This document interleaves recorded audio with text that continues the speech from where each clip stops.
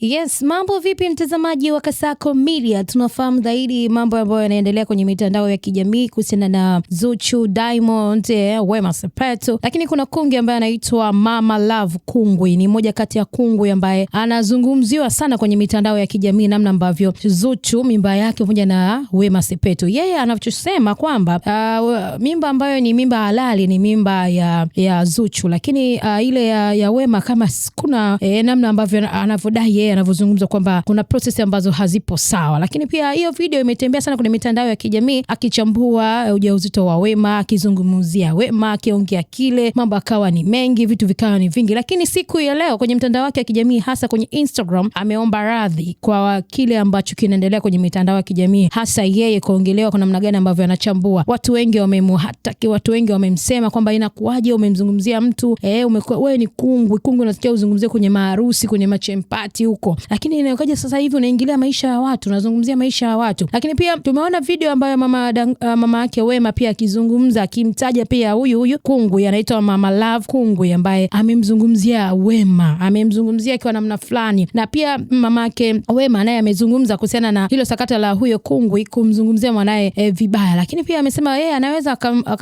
akaenda kwa mikono ya sheria bwana, na namna ambavyo amezungumza huyo kungwi. Lakini leo bwana, kwenye posti yake kwenye ukurasa wake wa Instagram ameomba radhi kwa Watanzania wote, ambapo pale alipoona amekosea yeye kuzungumza. Najua yeye ni binadamu, amekosea, lakini tumeona ni jambo zuri sana kama kungwi, na tunafahamu makungwi kazi kubwa yao ni kuwafundisha wanawake namna ambavyo kuishi kwenye ndoa, mahusiano na mambo mengine mengi. Lakini pia sio kungwi kukaa kwenye mitandao kuzungumza mambo ambayo ni ya watu, yamuhusu yeye ni nani. Watu wakajiuliza yeye ni nani, ametumwa au kitu gani? Lakini siku ile mwana kaona uungwana sio mbaya, na kuomba radhi sio kitu kibaya, kwamba akakosea kile ambacho amekizungumza kwenye mitandao ya kijamii. Na tunafahamu mitandao ya kijamii ni eneo ambalo pana sana, ukizungumza kitu ambacho kitaleta taharuki katika mitandao ya kijamii. Hizi ni ripoti kutokea hapa Kasako Media. Jina langu naitwa Dabonge.